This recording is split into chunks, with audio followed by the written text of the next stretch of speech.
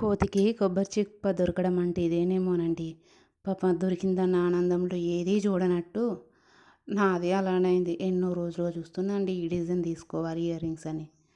నా అదృష్టం ఎలా ఉందంటే దొరికింది కదా అని తీసుకున్నాక ఇంటికొచ్చి చూస్తే ఏముందండి, ఇలా చూసారు కదా దేనికి అదే అయిపోయింది. ఏం చేయమంటారు, తప్పేది కదా. దాన్ని అలా వాడలేను కాబట్టి దీన్ని నా దగ్గర ఉన్న దాంతోనే రిప్లేస్ చేశా. ఏమంటారు, బాగుందా నా ఐడియా? నచ్చితే ఒక కామెంట్ చేయండి అబ్బా. నేను మీ రేపలలో రాదమ్మా. ఎలా ఉన్నారు, బాగున్నారా?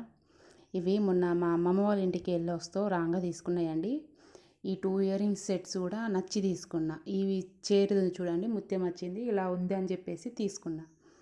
చాలా రోజులు వెతుకుతున్నా, నాకు దొరికింది. ఐ మీన్ కొనుక్కున్నా. అదృష్టం హాయ్ చెప్పింది, దరిద్రం వచ్చి దొబ్బయ్య అన్నది. అట్లుంది నా పరిస్థితి. చక్కగా మంచిగా పెట్టుకుందామన్న ఉద్దేశంతో టకా టకా తీసి పెట్టేసుకునేటప్పుడు అలా జరిగిపోయిందండి. దేనికి అదే అయిపోయింది, 2 ముక్కలు అయిపోయింది. ఏం చేయాలి, బాధపడ్డా.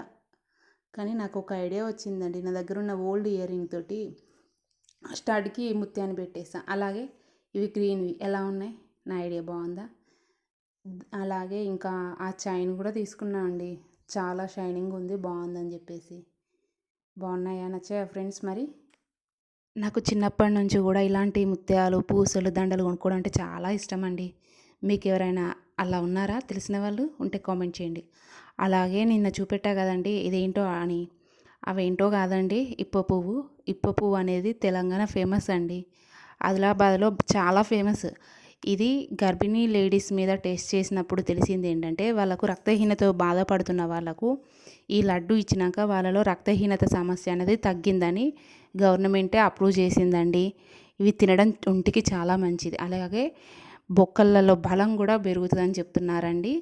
ఇది ఆదిలాబాద్ ఏరియాలో ఉన్న గోండోళ్ళు, అట్లా ట్రైబల్ ఏరియా పీపుల్స్ ఒక కమ్యూనిటీగా ఏర్పడి ఇది లడ్డు చేసి అమ్ముతున్నారండి. ఒంటికి చాలా మంచిది. వీలైతే దొరికితే తినండి అబ్బా. ఆన్లైన్లో కూడా ఉంటున్నాయి, బట్ మనకు తెలిసిన వాళ్ళ దగ్గర తీసుకుంటే చాలా బెటర్.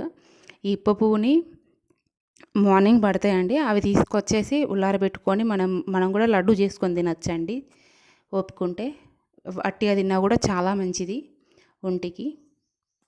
ఇది కొంచెం ఒగరుగా ఉంటుందండి. చిన్నప్పుడు మా అమ్మమ్మ వాళ్ళ ఇంటికాడ చూసేదాన్ని, ఇప్పుడు చూస్తున్నా మళ్ళీ. అలాగే శుక్రవారం కదండి, ఈరోజు ఒక పరిహారం చెప్పమంటారా? అది ఏంటిదా అని అనుకుంటున్నారా? ఉప్పుతో చేసే పరిహారం అండి. ఏదైనా నెగిటివ్ ఎనర్జీ ఉంది, చికాకుగా ఉంది అనిపించినప్పుడు ఈ పరిహారాన్ని పాటించండి అబ్బా. నెగిటివ్ అనేది దూరం అవుతుంది. అదేంటనుకుంటారా? ఒక గాజు గిన్నెలో ఉప్పు వేయండి. అదే రాళ్ళు ఉప్పు అండి, క్రిస్టల్ సాల్ట్ అంటారు. ఇది మార్కెట్లో దొరుకుతుంది.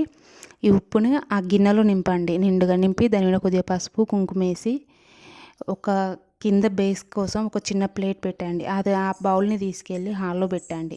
ఎందుకంటే అందరూ వచ్చిపోయేటప్పుడు కూర్చున్న ప్లేస్లో టేబుల్ మీద అందరికి కనబడేటట్టు పెట్టండి. అలా పెట్టడం వల్ల బయట నుంచి వచ్చిన వ్యక్తుల నెగిటివ్ ఎనర్జీ అనేది అది అబ్జర్వ్ చేసి మన చుట్టూ ఆరాను పాజిటివ్ చేస్తుందండి. ఉప్పుకు అంత ప్రాముఖ్యత ఉంది. నేను చాలా రోజులుగా ఫాలో అవుతున్నా అండి. నాకు రిజల్ట్ అనిపించింది, సో మీకు అందుకే చెప్తున్నా అండి. ఏమంటారు, ఫాలో అవుతారా? మీకు ఏమైనా డౌట్స్ ఉంటే కామెంట్ చేయండి అబ్బా. అలాగే శుక్రవారం రోజు దీపం ముట్టేయడానికి వీలు కాదు, అంటే మాకు కుక్కలు వచ్చి నాకుతాయండి. ఆ దీపం కొండ ఎక్కుతుంది అన్నప్పుడు రోజు దీపమే ముట్టేయాల్సిన అవసరం లేదు. 2 అగరవత్తులు ముట్టించిన అమ్మవారి దగ్గర కృప అనేది ఉంటుంది మనకు. భక్తితో 2 అగరవత్తులు చాలండి. రోజు దీపమే పెట్టాలని ఏం లేదు. అయ్యో వీలు కావట్లేని రంది పడకండి. ఇలా అమ్మవారిని చక్కగా అలుక్కొని ముగ్గు పెట్టేసి ఇంటి ముంగట చక్కగా ముగ్గులు వేసుకుంటే చాలు, లక్ష్మీ కళ ఆటోమేటిక్గా వస్తుంది. ఇది కూడా మన ఇంట్లో నెగిటివ్ ఎనర్జీని దూరం చేయడానికి ఉపయోగపడుతుందండి. తులసి పూజ అనేది చాలా ప్రాముఖ్యత గలది. ఎందుకంటే ఇంట్లోకి ఏదైనా రావాలంటే ఫస్ట్ అమ్మవారిని దాటే రావాలండి. అందుకే అమ్మవారిని ఇలా చక్కగా పూజించుకోండి అబ్బా, చాలా మంచిది. ఇప్పుడున్న బిజీ లైఫ్లో ప్రతిరోజు చేయలేమనుకున్నప్పుడు కనీసం వారంలో 2 రోజులు, మంగళవారం, శుక్రవారం, అది కాకపోతే శుక్రవారం అయినా పూజ చేయండి అబ్బా, మంచిది.